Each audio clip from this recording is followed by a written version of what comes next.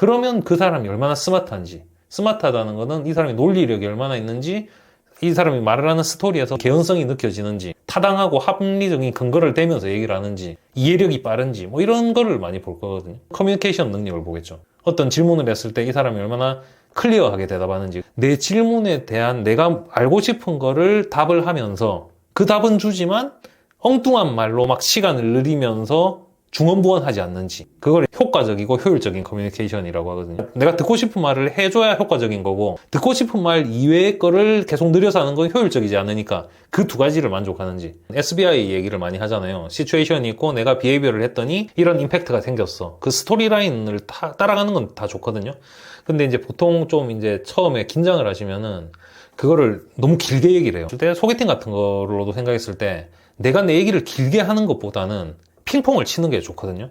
그러니까 심플하게 내가 이런 답변을 탁 했을 때 그게 임팩트가 있는 답변이었다면 오히려 추가 질문이 들어올 거예요. 그럼 그 추가 질문에 대해서 또 약간 더 임팩트 있는 답변을 하고 핑퐁이 왔다 갔다 하는 게 훨씬 더 서로 간의 케미가 맞다고 느낄 확률이 높아질 거거든요. 템포 조절?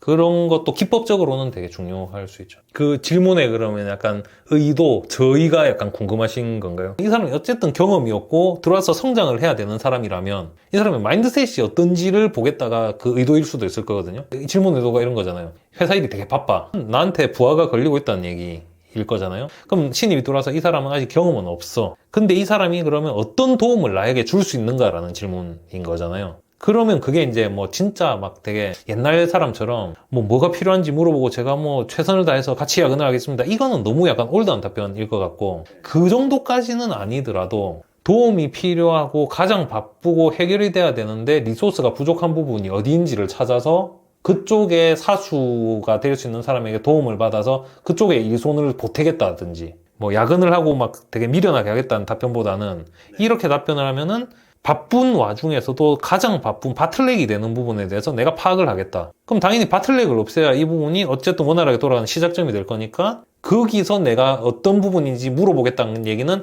바틀렉을 찾겠다는 얘기고, 그 부분에서 내가 돕겠다는 얘기는 내가 아는 게 없으니까 사수가 되는 그런 사람이 디렉션을 주면 그거에 대해서 내가 최선을 다해서 돕겠다는 얘기인 거고, 뭐 그런 이제 약간 시나리오가 나오지 않습니까? 그래서 그런 쪽 질문이었던 것 같아요, 저는. 그러니까 기대 수준 자체를 경력이 없는 사람한테 프로덕트를 어떻게 해서 뭐 플랜을 어떻게 짜서 뭐 배포를 하고 이런 걸 묻는 게 당연히 아닐 거거든요. 그럼 결국은 일반적인 마인드셋 문제를 물었을 거예요. 그래서 뭐 그러다 보니 이제 제네럴 할 수밖에 없었을 테고, 그 제네럴함 속에서도 제네럴한 질문은 답변도 하기가 굉장히 힘들어요. 뭐 되게 교과서적인 얘기밖에 안 나오고, 근데 그 속에서도 내 강점을 표현할 수 있는 걸 찾아내는 게 면접 자체로 보면 성공하는 길이죠. 바쁜 와중에도 가장 바쁜 부분이 있을 것 같고, 그 부분이 크리티컬 패스가 되거나 바틀렉이 될 것 같습니다. 바틀렉을 먼저 해결하는 게 전체 문제를 해결하는 데 시작점이 될 거기 때문에 그 부분을 찾아내서 부족한 리소스에 제가 도움이 될 수 있는 걸 찾아보겠습니다 라든지. 그럼 제네럴한 질문에 대해서 저는 약간 전략을 가지고 전략적인 답변을 하는 거잖아요. 그럼 그런 답변에서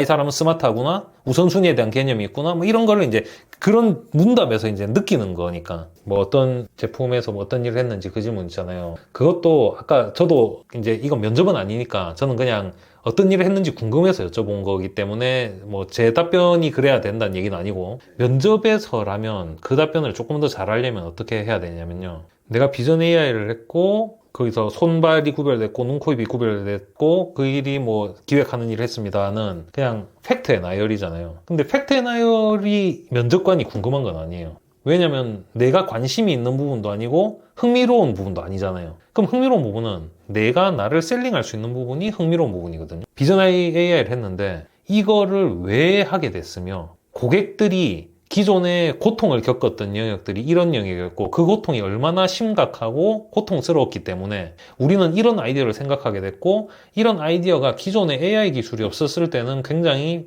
해결하기 힘들었으나 비전 AI라는 기술을 통해서 우리는 가능성을 발견했고 확장 가능한 솔루션을 만들 수 있게 돼서 이런 서비스를 기획하게 됐고, 이런 도움이 돼서 이 문제가 풀리길 기대했기 때문에 이런 걸 했습니다. 개연성이 있고 논리적으로 스토리가 생기잖아요. 그런 식으로 답변을 하는 게 사실은 이제 목적에 부합하죠. 목적이란 건 내가 내 스스로 셀링을 해야 되는데 내가 논리적이고 그 다음에 목적에 대해서 잘 이해하는 사람인 거를 답변을 하는 거잖아요. 회사에서 발표를 하거나 뭐 리포트를 작성하거나 이메일을 쓰거나 제일 중요한 게 타겟 오디언스거든요. 이 사람이랑 나랑 왜 대화를 하고 있는가? 이 사람이 나한테 기대하는 건 뭔가? 내가 왜 이 자리에 앉아 있는가? 그거잖아요. 그런 면접이 문답을 주고받는 게 이거를 의미 없이 하는 게 아니고 이 사람은 나를 같이 일해도 될 사람인지 보는 거고 나는 이 사람한테 같이 일하기에 충분한 사람이다라고 부각을 시켜야 되는 거고 그 관점을 딱 깔고 생각하면 내가 답변을 어떻게 해야 될지 느낌이 올 수 있겠죠. 만약에 AI 기술자를 뽑는 그 면접이었다 쳐요. 개발자를. 그러면 내가 AI에서 뭐 비전 AI 기술을 어떤 걸 썼고, 뭐 어떤 오픈 소스를 도입을 했고, 그 다음에 어떤 논문에서 인사이트를 얻었고, 이런 얘기를 하는 게 자기를 셀링하는 거예요. 근데 지원하는 포지션이 PMPO예요. 그럼 PMPO가 뭐 하는 사람이냐라고 생각해야겠죠. 일상에서 호기심을 가지고 고객의 페인 포인트를 발견하고, 그걸 솔루셔닝해서 풀어내고, 고객에게 밸류를 주고, 이게 이 사람들의 역할이란 말이에요. 그럼 그 스토리에 맞춰서 그 경험을 얘기하는 게 핵심이죠. 내 정체성에 맞게 포지셔닝을 한 답변이 돼야 된다. 그게 이제 핵심이겠죠.